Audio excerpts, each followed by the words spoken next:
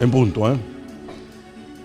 ¿Qué pasó esta semana en la Argentina? Te preguntarás vos y yo. Bueno, pasaron muchas cosas, evidentemente. La Argentina está presa hoy por saber qué es lo que va a pasar, qué pasos va dando el nuevo gobierno electo hace poco tiempo por los argentinos, qué grado de educación democrática estamos manifestando desde que se cumplió el famoso balotaje, elegimos un presidente y estamos dando ahora todos los pasos hasta la famosa asunción del presidente, donde se hará cargo de las situaciones de Estado. El presidente electo viajó a los Estados Unidos, allí entre una visita espiritual y una política visitó a distintos personajes de los Estados Unidos y luego retornó a enfrascarse en cómo arma su gabinete.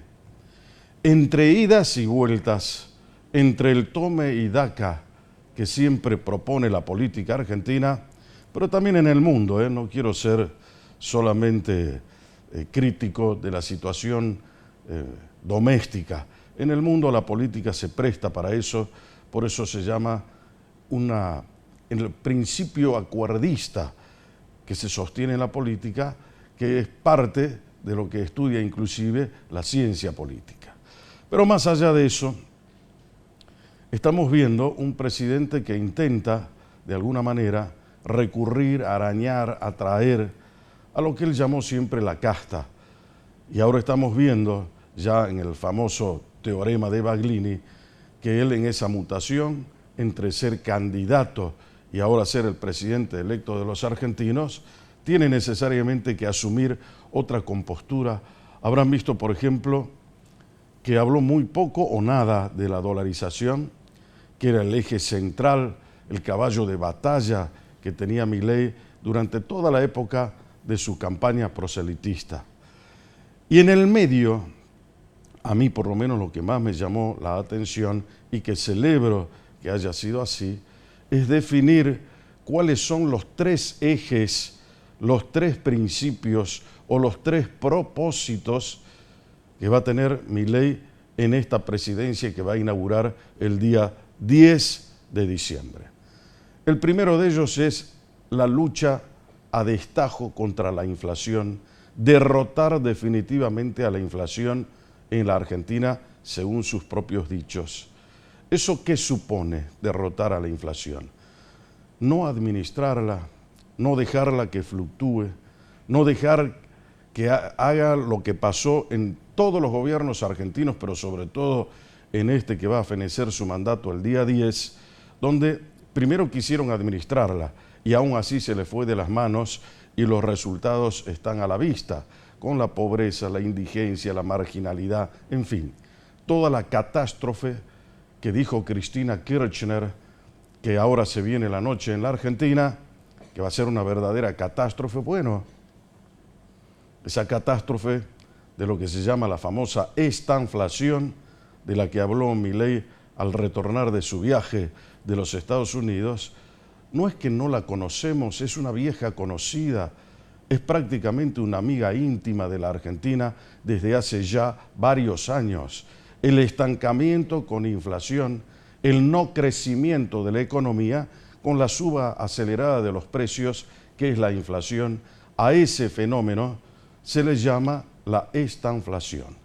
La estanflación está desde hace mucho tiempo en la Argentina, la vivimos en la década del 70, luego la tuvimos en la década del 90 y desde el año 2011, fecha en que ella ganó su reelección como presidenta de la Nación, estamos hablando de Cristina Fernández, hay estanflación en la Argentina, claramente porque no creció la economía y se aceleró el proceso inflacionario.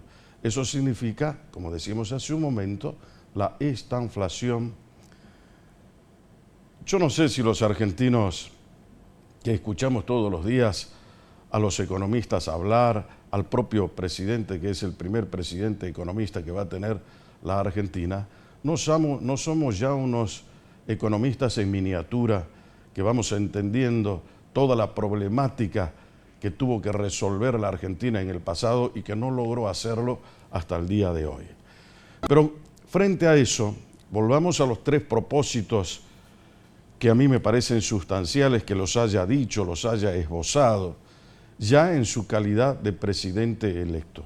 Entonces, derrotar a la inflación significa este proceso al cual él le denominó estanflación, que va a vivir la Argentina en poco tiempo según él, pero según la visión de muchos economistas y también en la mía propia, que hace mucho tiempo que vengo observando, creo que la estanflación arrancó allá por el año 2011, después siguió con Macri y después la tenemos hoy en día ya instalada en el gobierno de Alberto Fernández. El segundo propósito que tiene el gobierno del presidente electo Milei tiene que ver con la inseguridad. También derrotar a la inseguridad. Eso supone una serie de medidas que si uno quiere abordarlas en serio, tiene que ser profundo. La Argentina no admite más parches. Esta es su última oportunidad. Lo primero que hay que hacer para derrotar a la inseguridad y volver a la Argentina un país seguro es empezar por el tema educativo. En segundo lugar, eso tiene que ver con una reforma de los códigos procesal penal, del código penal, de los jueces de ejecución penal, saber cómo los jueces pueden estar apartados de lo que es la política y juzgar a los actos delictivos como son, volver a poner a la víctima en el lugar de víctima y al victimario en el lugar de victimario, terminar con la famosa puerta giratoria que tantas veces se dijo ya hasta en forma trillada. Eso, unido a las otras cosas operativas de las fuerzas de seguridad, las cámaras, la incorporación de tecnología, y no ser, ¿qué te puedo decir?, laxos, no intentar creer de que la Argentina va a terminar con la inseguridad, hablando de políticas que van en contra de la seguridad, cuando estamos viendo el sistema carcelario que aplica hoy la Argentina.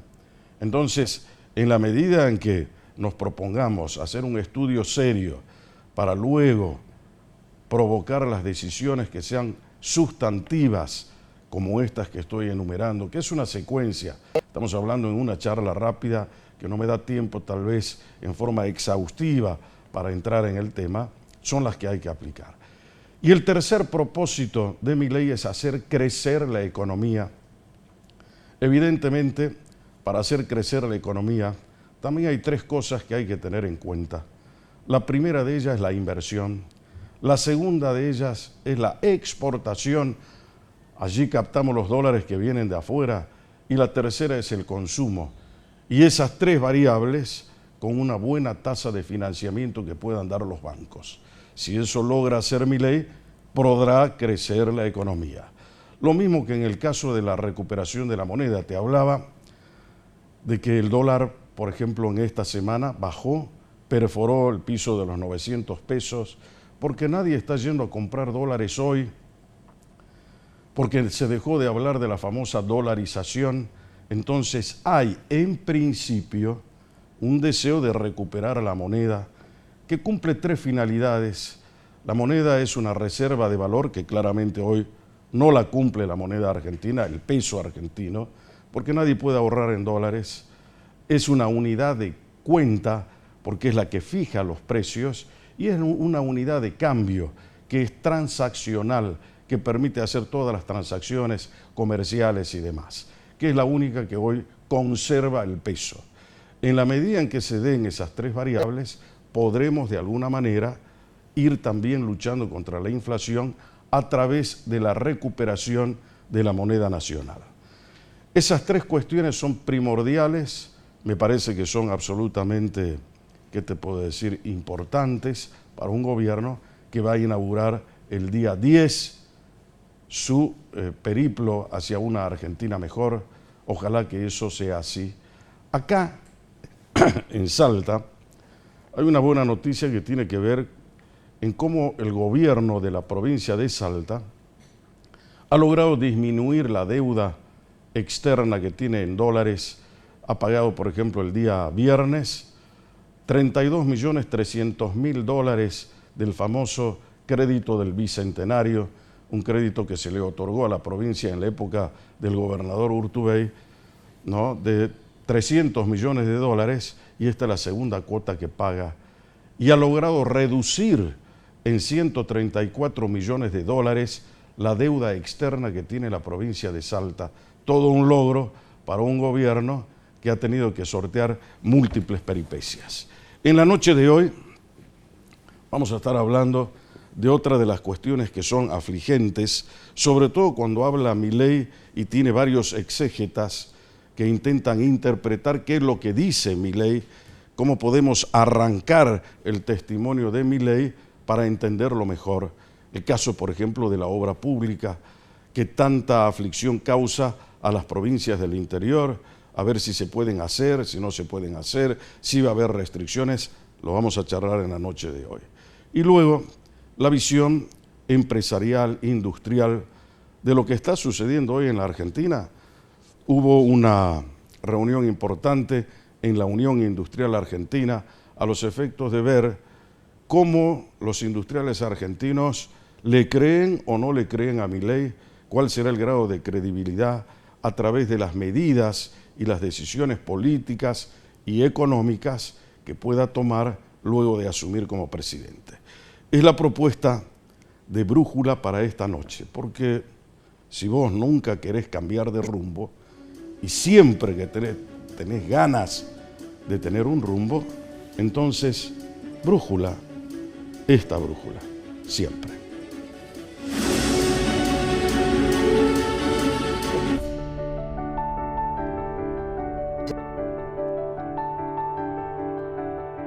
Más que un equipo, una familia. Es con esa energía que apasiona. Pero la experiencia no puede faltar. Hay que disfrutarlo. Si no, no tiene sentido. Encontrar el socio perfecto.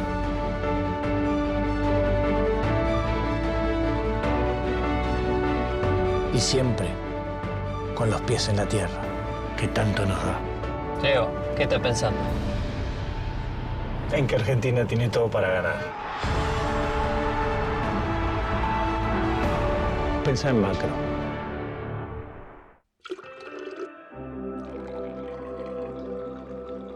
Papi, ¿de dónde viene el agua? El agua viene de los ríos, los diques y los pozos. Cada día miles de salteños, hombres y mujeres, vamos a trabajar a la planta para poder traer el agua a casa. La captamos, la transportamos, la analizamos, conectamos a los vecinos a la red, también nos comunicamos con los vecinos y atendemos sus necesidades. Todo este trabajo es para que cientos de miles de salteños puedan lavar los platos, ducharse, tomarse unos mates. Todo gracias al trabajo de mis compañeros. Y a tu trabajo, para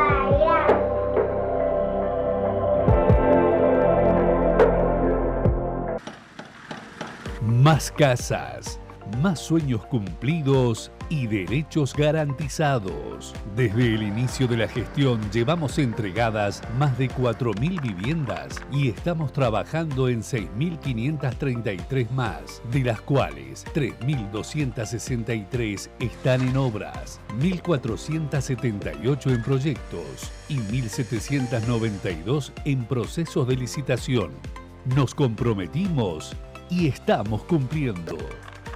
Gobierno de Salta. Gustavo Gobernador.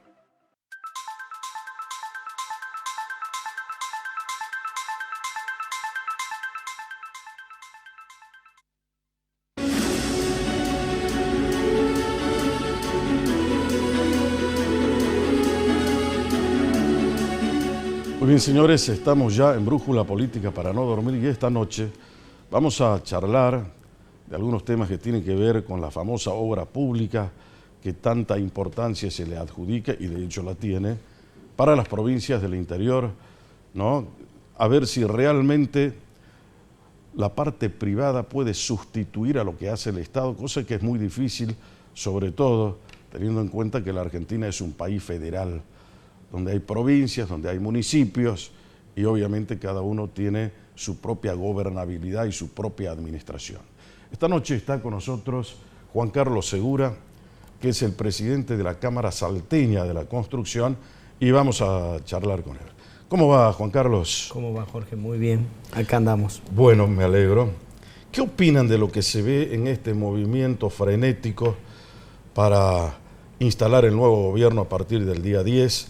Las cosas que ya ha dicho durante la campaña y luego de haber sido electo Milei con respecto al tema de la obra pública, que no hay dinero para la obra pública, algo que en definitiva los gobernadores se la veían venir, pero que sin embargo el propio gobierno nacional electo no le otorgó demasiada importancia, porque dijo, no, se va a hacer, las cosas se van a terminar, pero ahora tenemos prioridades, y la prioridad es terminar con la inflación. Por ahí a la gente vos le preguntás, che, ¿quieren que hagan el puente ese de acá o que terminemos con la inflación? La inflación nos hace más pobre a todos, liquida a un país. En cambio el puente por ahí lo pueden esperar. No sé cómo se ve eso y cómo vos como presidente de una institución importante como la Cámara Salteña vas viendo la opinión de todos los asociados, ¿no? Bueno. Y la tuya propia, sí, obviamente. A ver, antes que nada tenemos mucha incertidumbre. Tenemos, por un lado, los que piensan que sí, que él lo va a hacer. Que va a ser la obra pública cero, ajá, que se acabó todo, que yo no. No sé, que yo tengo un poquito de esperanza. Yo creo, primero que nada hay que analizarlo al concepto de obra pública, cómo lo ve él. Para mí la obra pública que él ve son las obras faraónicas. Por darte un ejemplo, la hidrovía del Paraná desde Capital Federal, que ingresa en el delta del Paraná hasta Asunción del Paraguay. Esa es una obra tremenda que es necesaria porque es la salida al Atlántico de todos los buques mercantes del Paraguay y, aunque no crea, de Bolivia y de Brasil. Por ahí. Entonces, esa es una obra faraónica que esa sí se podría hacer con un grupo inversor gigante del mundo, que vengan y digan, bueno, vamos a invertir en esta hidrovía. Se puede utilizar el sistema a la chilena que dice él. Por eso te digo, yo primero diferenciaría el concepto que él tiene. Claro, teniendo en cuenta que Chile, por eso decía eso en el editorial, Chile es un país unitario y que es mucho más fácil que manejar un país donde tiene un sistema federal, ¿no? Sí, pero nosotros somos muy unitarios. No es lo mismo la centralistas ciudad. Somos centralista. Más que unitarios. Esa es la palabra, centralista, porque tenemos un gobierno que también eso es lo que a mí me da cierta esperanza. Él está sentado, digamos, en el sillón de Rivadavia, en la Casa Rosada, y desde ahí son 600, 700 o hasta 1000 kilómetros, ponele, que él ve un flujo de obras, ve una cantidad innecesaria a lo mejor de obras que se han realizado y que él considera que han sido inútiles o que han sido sobrevaluadas. Y como te acordás que un día charlamos de los empresarios prebendarios, a lo mejor también han sido dadas a dedo, como se dice aún. Y por eso te digo, yo siento un halo de esperanza de que él se va a dar cuenta que no es la misma realidad que él vive con la misma realidad que vivimos en el norte, en el noreste y en el noroeste. Bueno, la Argentina siempre tuvo eso, ¿no? Y lo que dice Juan Carlos es absolutamente lógico. Un señor que vive a la orilla del río Pilcomayo, ¿qué puede hacer con uno que está en el AMBA? No tiene nada que ver. El otro está pensando en tomar el micro, en irse en el Metrobús, y el otro está pensando en cómo va a pescar para comer ese día. Son realidades agobiantemente difíciles y diferentes. Te voy a dar un ejemplo que me dieron esta mañana. ¿Cómo toma agua, por ejemplo, el señor? Él toma agua del río, claro. Un río que cuando crece avanza hasta sobre sus casas. ¿Sí? Avanza hasta sobre sus casas. Esta mañana me dieron un ejemplo bastante interesante. ¿Qué ganó la región chaqueña en 200 años de historia? Yo lo miré y le contesté. ¿Acá en Salta? En lo que es la región chaqueña, o sea, Rivadavia, Banda Norte, el Chaco, Formosa, un poco de Santiago del Estero. Hizo todos los durmientes de quebracho del ferrocarril cuando se empezó a construir el ferrocarril de Argentina. Ajá. ¿Y qué ganó? Nada. Sigue tan pobre como hace 200 años. Te voy a dar otro ejemplo. ¿Qué ganó Tartagal y Mosconi siendo los proveedores más grandes de gas y de petróleo durante tantos años? nada. Todo se fue para el centro del país. Esa es la cruda realidad que vivimos nosotros. Pero esa cruda realidad, a mí me da cierta esperanza, porque yo creo que hay mucho por hacer y yo creo que el presidente va a entender que todo hay que hacerlo en su justa medida, todo dentro de la ley, nada fuera de la ley, como dijo. De esas palabras me agarro también. Yo creo que va a haber una situación como que él ha empezado el gobierno diciendo, yo soy el presidente, yo dándose ínfulas de poder, pero creo que tiene que llegar algún momento en que él va a pensar y va a decir, no es lo mismo Buenos Aires que el norte, vamos a tener que solucionar el tema. ¿Habrá financiamiento internacional? Eso va a seguir. También me dijeron esta mañana, el financiamiento internacional va a seguir porque Salta cumple con sus obligaciones. El gobierno de la provincia de Salta sigue cumpliendo, entonces tiene buena imagen dentro de lo que acabo de decir, ¿no? Redujo la deuda de la provincia en 134 millones de dólares. Y no tiene déficit fiscal. No tiene déficit fiscal. Tiene hace 3 años y medio que viene con las cuentas equilibradas. Eso habla de una provincia ordenada, que no tiene que salir a pedirle al presidente lo que están pidiendo otros gobernadores, para pagar los sueldos y para pagar el aguinaldo. Claro. La provincia lo tiene. Entonces, ese es un as en la manga que tiene también nuestro gobierno provincial, que puede ir a pedir obra en vez de puede ir a pedir plata para obra y no ir a pedir plata para pagar los sueldos. ¿Qué significa? Que ha hecho bien los deberes y ha trabajado bien a pesar de un gobierno nacional que muchas veces no lo acompañó a la provincia, el que se va. Ahora, la Cámara que vos dirigís tiene a pequeños, medianos y grandes. Los pequeños son también los que viven, por ejemplo, de la construcción de un puente chico, del cordón cuneta, en fin, obras que... Una red de agua. Una red de agua, lo que sea. Esa gente, ¿qué se le dice y cómo podrán actuar y trabajar de aquí en más? Porque hay una cuestión que también es muy importante, no solamente beneficia esto a los empresarios, sino también la mano de obra que distribuye la obra pública, ¿no? Se ocupa un montón de gente que va y trabaja. En el mundo sirvió. En los Estados Unidos, Eisenhower, luego de la Segunda Guerra Mundial, puso en movimiento la famosa obra pública y las grandes autopistas del país del norte se construyeron en esa época, ¿no? Así es. Y no solamente la reconstitución de Alemania, sino era con el plan Marshall, no tampoco. A ver, yo creo que el gobierno de la provincia no nos va a dejar abandonados, ¿sí? Ni al mediano, ni al pequeño, ni al grande. Porque hay mucho por hacer en la provincia. Claro, pero hay que ver también qué posibilidades reales tiene el gobierno provincial. Es lo que estábamos hablando recién. Claro. Tiene las cuentas claras, las cuentas en orden, va a empezar a recibir regalías mineras, ¿sí? Entonces, ya con las regalías mineras aporta un poco más. La coparticipación yo creo que se va a aumentar porque van a tener que negociar que sean coparticipables el impuesto al cheque, el impuesto país de todos los que exportan. Claro, el 35% de impuesto del país y el 25% del impuesto al cheque. ¿no? Entonces tiene que para compensar lo que le sacaron por ganancias. Eso significó a la provincia una pérdida de 3.000 millones de pesos, lo que sacaron. Pero que ya dijo Massa que para el mes de diciembre, estamos hablando de diciembre, ¿qué va a pasar en el mes de enero? Tendrían que haber previsto eso.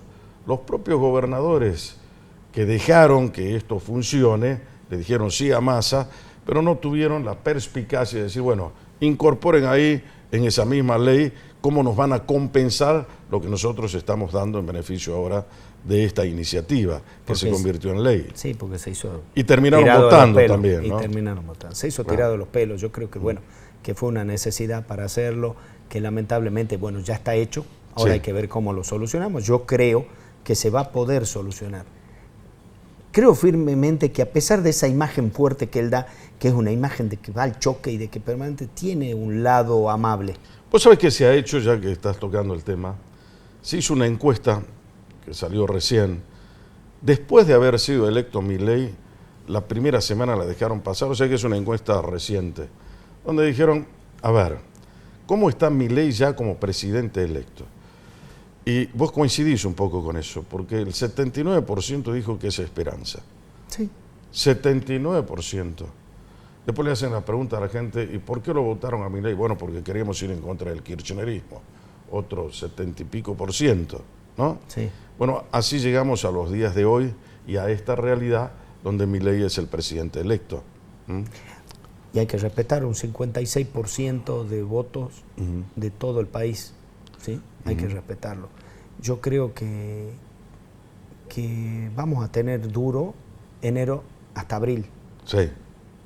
Que en mayo, con mi poca experiencia financiera económica, pero que un poco de sentido común, que ya empecemos a cobrar la cosecha en marzo y se va a empezar a encaminar, va a empezar a acomodar las cosas. Van a ser 4 meses durísimos, pero Milei no habla de 4 meses, ni de 6. Porque él habla de hay un 18 principio de la contabilidad a 24 meses. Hay un principio de la contabilidad Sí. que nos decían en el colegio salesiano que decía, hay que contabilizar las pérdidas cuando se conocen y las ganancias cuando se producen. ¿Sí? Yo creo que él está contabilizando las pérdidas y tomándose un tiempo más para lograr el éxito antes. Y además no cometer el mismo error de Macri, que dijo en 6 meses termino con la inflación. Exactamente. Y la gente estaba mirando con el reloj a ver cuándo terminan los 6 meses para vivir la panacea. Y eso nunca llegó a ser, ¿no? Así es, exactamente. Bueno, ¿cuál es el ánimo que tienen hoy los empresarios? La mitad tiene mucha incertidumbre y la mitad, como yo, tiene mucha esperanza. Dentro de esa esperanza, ese optimismo, ¿creen ustedes que puedan, a su vez, en forma privada, lograr créditos para poder hacer obras? Yo creo que sí. Yo creo que sí. Será muy importante también el financiamiento de la banca, ¿no? Es muy importante el financiamiento y tendríamos que ver de hacer paquetes de obra. Ya no tenemos que cambiar la mentalidad de no hacer una escuela individual. Eso lo estuve viendo el otro día. Por ejemplo, Chile, estuve leyendo un poco, no te hace un hospital, te hace una licitación por 7 hospitales. Entonces consigue el financiamiento para hacer 7 hospitales, Antofagasta, Hornito, Tocopilla y Iquique. Entonces te hace, en esa franja de 500 kilómetros, te hace 7 hospitales, Calama si querés. Entonces, esa forma, el financiamiento se produce de mejor manera y la distribución es mucho mejor. Es más equitativa. Es más equitativa. Bueno, me alegro haberte tenido esta noche. Muchas gracias, Jorge. Siempre un placer venir a hablar conmigo. Igualmente para mí. Cuando volvamos a encontrarnos después de la pausa, seguimos hablando de política y también de economía. La pausa.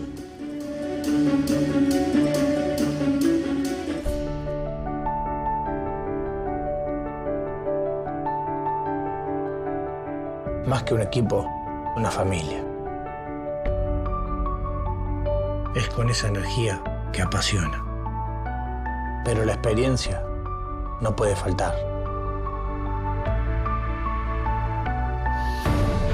Hay que disfrutarlo. Si no, no tiene sentido. Encontrar el socio perfecto.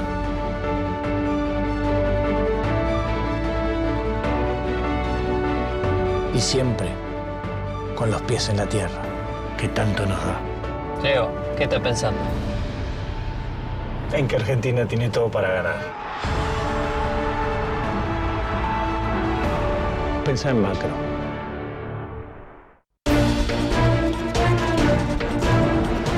Somos País, el noticiero más federal de todos, con periodistas de distintas ciudades, la noticia local clave que se proyecta a nivel nacional, los datos que nos sorprenden, las voces que importan, las imágenes que nos impactan, las historias que nos conmueven. Todos los días una propuesta diferente para la información. El noticiero más federal de todos. Somos País.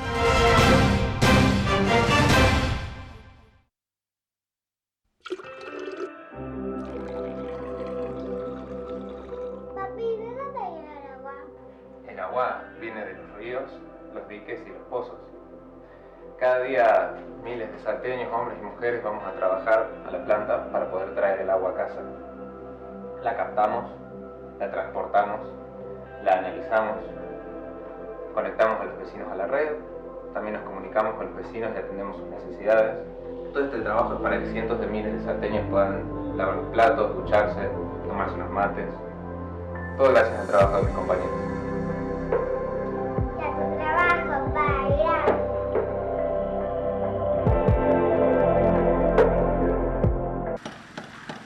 Más casas, más sueños cumplidos y derechos garantizados. Desde el inicio de la gestión llevamos entregadas más de 4.000 viviendas y estamos trabajando en 6.533 más, de las cuales 3.263 están en obras, 1.478 en proyectos y 1.792 en procesos de licitación. Nos comprometimos y estamos cumpliendo. Gobierno de Salta. Gustavo Gobernador. Especialistas en vinos nos enseñan todo lo que debemos saber para disfrutar de la mejor enología. Descubrí Planeta Vinos. Viernes, 19 horas, por Somos.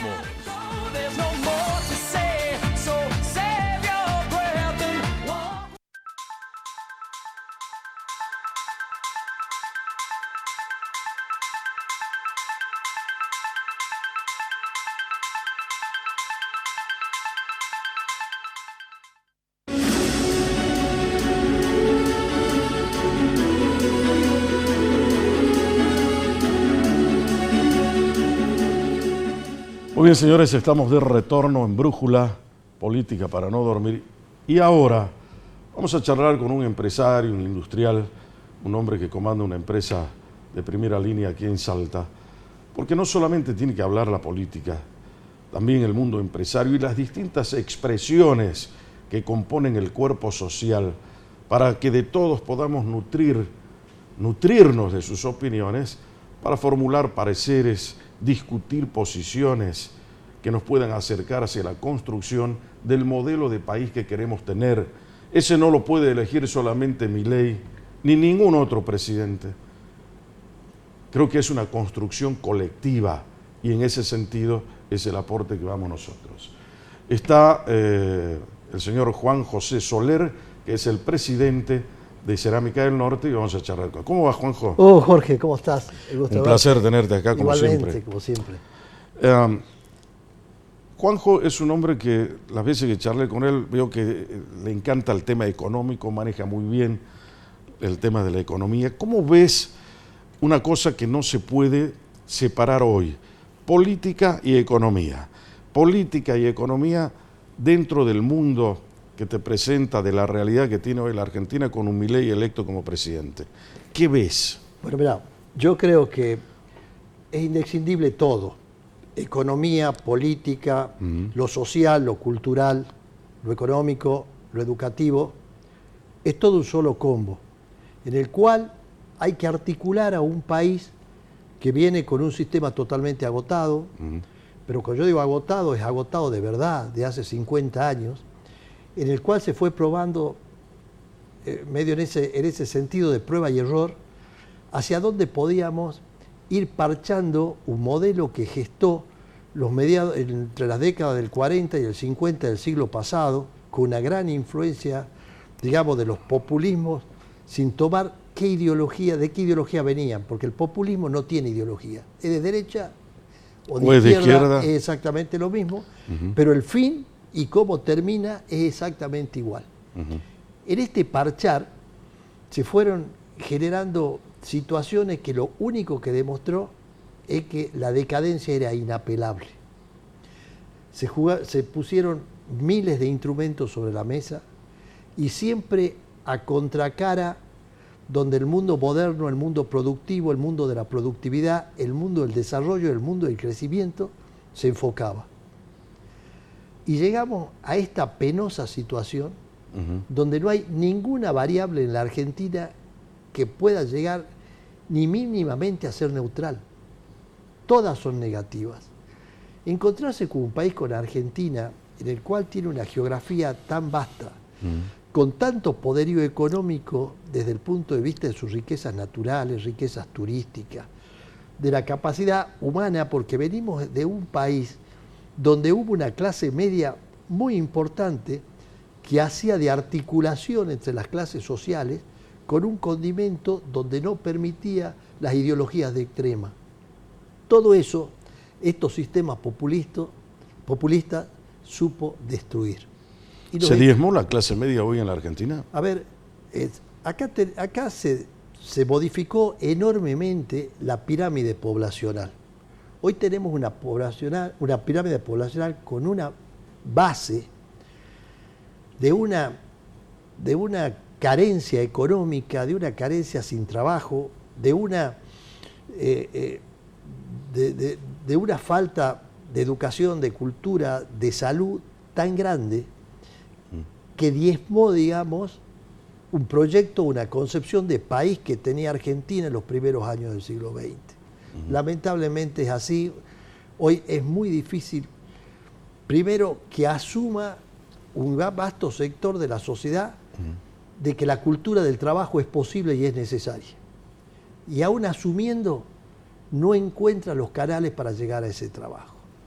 Entonces, dicho todo esto, llegamos a la conclusión inexorable que estamos frente a un proceso, que estamos frente a un sistema que ya está totalmente agotado. ¿Será la última, qué te puedo decir, oportunidad que tiene la Argentina, esta, de reformularse, de convertirse en un país serio, de recuperar una nación y además ir por una república donde funcionen las instituciones, donde el sistema democrático dé soluciones? Ahora que cumplimos 40 años de democracia, evidentemente vimos que la democracia no era aquella que pregonaba Alfonsín, donde se come, se eduque y no sé cuántas cosas más. Ha tenido graves falencias y nos han empobrecido. Ahora, eso claramente no es culpa de la democracia, sino de quienes la gestionaron de esa forma. Por eso digo que hay que tener mucho cuidado al examinar eso, porque a algunos le pueden echar la culpa al sistema, y el sistema no tiene nada que ver. Es cómo lo gestionamos nosotros, qué hicimos nosotros con la democracia. Entonces, ¿qué reflexión te impone eso? A ver, yo creo que al sistema lo crean los hombres.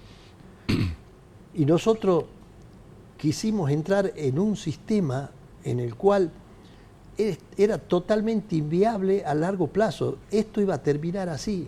Un país que no produce, que pierde productividad, que se aleja del mundo, que tiene una inflación en los últimos 4 o 5 años de 5.000% y creció en un Producto Bruto del 3%, que los índices de cultura, de educación, de salud, está muy por debajo de lo que crecieron el resto de los países de la nación, viniendo de un origen y de una base muchísimo más básica que la que tenía Argentina. E inclusive cuando nosotros vemos cómo creció el Producto Bruto Industrial, el Producto Bruto del país en lo general, con respecto a cómo creció el índice vegetativo de la sociedad, nos damos cuenta que cada vez producimos menos y generamos menos riqueza para más gente. Entonces, este es el punto que hay que cambiar. Ahora, vos hacías epicentro en una cosa, que todos la conocemos y que ha sido repetida hasta el cansancio. La Argentina era un gran país en los albores del siglo XX. Empezamos ya con la generación del 80 en el siglo XIX y seguimos después hasta el año 1930, 1940, la Argentina era un país realmente poderoso. Y hasta el año 1959 era rico, macanudo. Pero desarrollamos a su vez una industria, cosa que no había en Latinoamérica, a excepción de Brasil. Hicimos bien en generar una industria, es la industria que nosotros hubiésemos necesitado tener, porque hoy en día vos te sentás y como en un tablero de ajedrez empezás a analizar cuál es el movimiento de las fichas. Ahí nació también el empresario prebendario o el industrial proteccionista, ¿no? Que no quiere competir con nadie. Y cuando viene un presidente y quiere gobernar para todos, le dice, no, que venga acá el señor a la Unión Industrial y que nos diga qué va a hacer. Milei no fue. Yo no voy a ir, ya dije a todo el mundo lo que pienso hacer, y lo dejó casi como con un desaire. Los señores eso les molesta. Pero la pregunta mía a un hombre como vos que conoce el tema, que lo mira de adentro, que lo mira de afuera y que seguramente habrá sacado sus conclusiones, es qué industria es la que hicimos en la Argentina. ¿Es una industria proteccionista?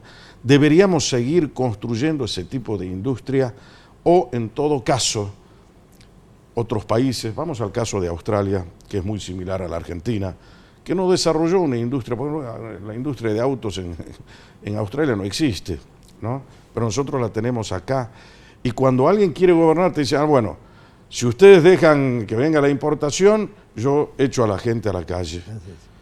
¿Cómo se ve eso, Juanjo? A ver, yo tengo una formación... ¿Entendés la pregunta, no? Sí, obvio. Yo tengo una formación que viene de mis estudios en ingeniería y muy en el concepto de la física. La física te dice que todo es tiempo y espacio. A ver. Entonces, nosotros tuvimos una industria excipiente a fines del siglo XVIII a través, digamos, de todo lo que propuso la revolución industrial. Entonces, Argentina desarrolló en aquel momento la industria de las carnes, de los frigoríficos, dentro de un sistema liberal muy, muy cerca del mundo, de ese mundo desarrollado de aquella época, y le fue muy bien. Luego vinieron procesos, la Primera Guerra Mundial, vino la Segunda Guerra Mundial, y cuando llega Perón con esa iniciativa profunda de industrializar, viene con todo el concepto del fascismo y el nazismo que supo concebir Alemania e Italia. Sí. No, yo no digo que... Entonces, al llegar con ese tipo de industria, era una industria intervencionista, proteccionista, manejada en función de conceptos muy en función de los intereses políticos de aquel momento. Entonces, tal vez fue bueno en el intento de lo que quiso hacer Perón.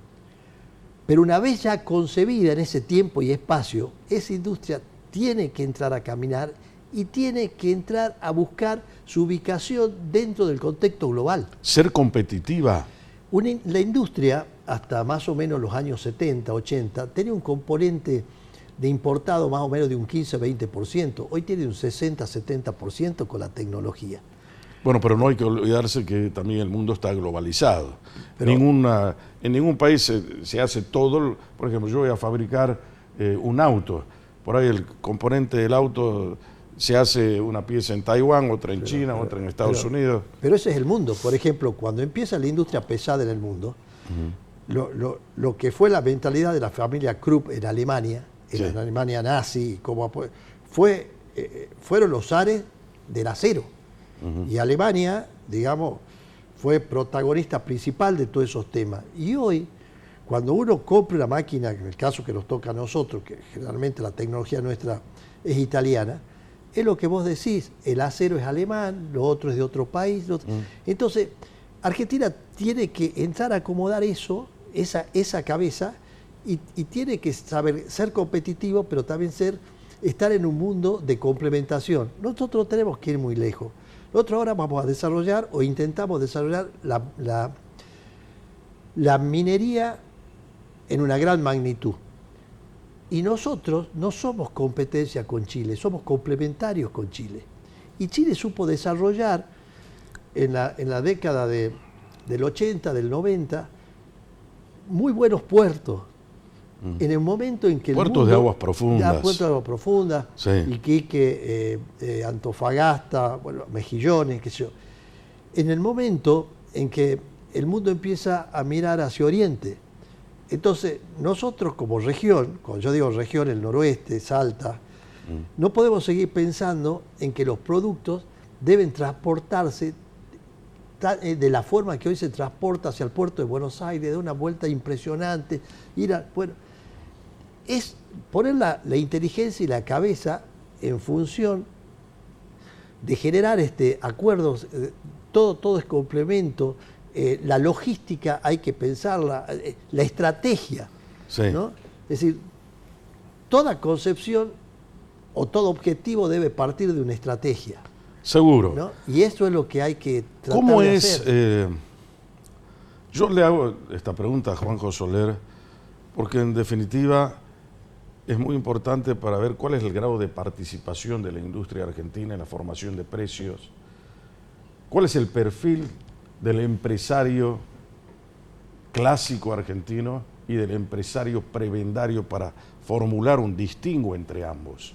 ¿Cómo te parece vos que eres el perfil del empresario prebendario? Para mí el perfil del industrial con el empresario es el mismo perfil que tiene la sociedad.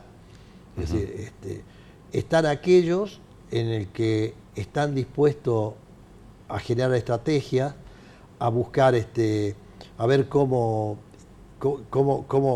van a llevar adelante sus inversiones, sin ir hacia que el Estado te tiene que resolver todo. Si es el crédito, tiene que ser el Banco Nación. Si es, digamos, algunas medidas tienen que ser fiscales para que te colaboren y te subsidien para que puedas hacer tal cosa. Si generas un producto, todo depende si te lo compra el Estado o no te lo compra el Estado. Para mí ese es el empresario prebendario, que yo te lo puedo... El que hace negocios permanentemente con el Estado. Yo te lo pongo beneficiado en por el mismo Estado. estadio que te pongo al gremialista, que lo único que quiere es luchar luchar para que el sistema le mejore la plata de la obra social para esto, lo otro, y no está pensando en defender los intereses de sus empleados. O como aquel persona ya de la clase baja que le interesa más el plan social que ir a buscar un trabajo. O como el profesional que quiere depender más, digamos, de estar ligado en el Estado y no ir en busca de un salario en la actividad privada. Creo que hay de todo, creo que llegó el momento de cambiar, de modificar conductas y esa planificación tiene que ser en función de un mundo abierto, donde todo circula, la información circula, el comercio exterior circula. Bueno, estamos viviendo hoy la época de la economía del conocimiento. Pero o sea, claro, donde todo es celeridad, rapidez y la incorporación de tecnología. ¿Habrá seleccionado bien Milei las prioridades? Yo en el editorial planteaba que logré determinar 3 prioridades o 3 propósitos, que inclusive lo editorialicé el otro día en radio. Uno es terminar con la inflación, el otro es hacer crecer la economía y el otro el tema de la inseguridad en Argentina. ¿Cómo ves esos 3 propósitos de la era Milei? Yo creo que ese es el propósito que tiene que tener cualquier persona que tiene un sentido común sobre las cosas. En lo que respecta a la economía, hay 4 o 5 puntos básicos que juegan en la misma cancha en el mismo momento. Desarmar las LELIC, terminar... Antes nadie hablaba de las LELIC, ahora el tema es desarmar las LELIC que provoca inflación. Cuando yo hablo de estrategia y hablo de conocimiento, como vos decís, también la comunicación y la preparación que le tenés que dar al hombre común, le tenés que medio ponerle las cosas como son. Argentina convive con 2 tipos de déficit, con el déficit fiscal generado porque gasta más de lo que recauda y por el cuasi fiscal. El cuasi fiscal son todos estos instrumentos financieros generados por el Banco Central. ¿Para qué? Para poder nivelar y estabilizar la base monetaria en función de la locura de emisión monetaria que genera. Que es la función que cumplen las LELIC, que son esas letras de liquidación que emite el Banco Central y que están en poder de los bancos y que se licita a diario. Claro, que tiene que captar eso para bajar, digamos, lo que es el M1, que es la masa monetaria que está circulando. Entonces el dinero entra a circular rápidamente. Al circular rápidamente, los precios se van y en términos relativos los precios se distorsionan totalmente. Entonces está eso. Después, entonces, por un lado es el déficit fiscal, el déficit cuasi fiscal, salir, esto que nos lleve a salir del cepo y que se empiece a ver la forma de que en algún momento se entre a mesetar este problema de la inflación y en un mediano plazo allá, que no es tan cerca, se empiece a bajar hacia cifras normales. Mientras tanto, tenemos un 45% de pobreza que no se la puede dejar al desamparo. Entonces, ahí, cuando se habla de subsidio, que el subsidio es un instrumento de la economía, no es ni bueno ni malo, es cómo se lo usa, ya hay que dejar de subsidiar digamos, hay que empezar a subsidiar el consumo y no al que preste el servicio. Bueno, porque si en verdad queremos hacer crecer la economía, hay 3 cuestiones que son básicas, ¿no? Las exportaciones, la inversión y el consumo. Esas tres variables hacen crecer la economía. De un datito corto, cualquier país que quiera entrar en un camino del desarrollo tiene que por lo menos tener una inversión del 25-28% de su PBI por año. Hoy Argentina no está ni en el 12%. ¿Cómo ves la designación de Caputo? Un hombre, Caputo, para que la gente lo sepa, ya ha sido elegido como, en forma oficial, como ministro de Economía. De hecho, la acompañó al presidente en su gira por los Estados Unidos y demás. Caputo estuvo en el gobierno de Macri, fue presidente del Banco Central y su ministro de Economía en aquel momento. Algunos dicen que es un terrorista financiero, otros dicen que es lo mejor que pudo haber hecho. ¿Cómo examinas eso? ¿Cómo lo ves a Caputo? Yo creo que... O la elección de Caputo. A ver, yo creo que cada presidente de la nación, digamos, cada gobierno genera su impronta. Sí. Y quienes vienen a colaborar o a ser funcionarios tienen que asumir la impronta que viene hacia arriba. Entonces, ahí no puedo opinar si la impronta que le dio Macri fue mejor o peor que la que le da Milei. Lo que sí te puedo decir que Caputo es una persona que tiene un expertise muy grande en el manejo de la finanza y en ese juego de ajedrez, digamos, que necesitaría hoy Argentina para bajar las LELIQ. Porque, a ver, ¿cómo se terminaría con la LELIQ? Una, con un plan Bonet. Que sería... ¿Qué es el miedo que tiene la mayoría de la gente? Que sería la gran expropiación de los depósitos. Claro. Entonces, el andamiaje por el cual llegó Milei, es decir, que es un liberal, el respeto a la propiedad privada, se vendría abajo y sería un tipo que nadie tendría credibilidad. Y licuaría toda su credibilidad. Claro, toda su inversión política la desarmaría en un día. Claro. Ese es un tema. El otro es conseguir 30.000, 40.000 millones de dólares, que te digo que es una quimera. Y la otra es tratar de trasvasar la LELIQ, que es una deuda del Banco Central,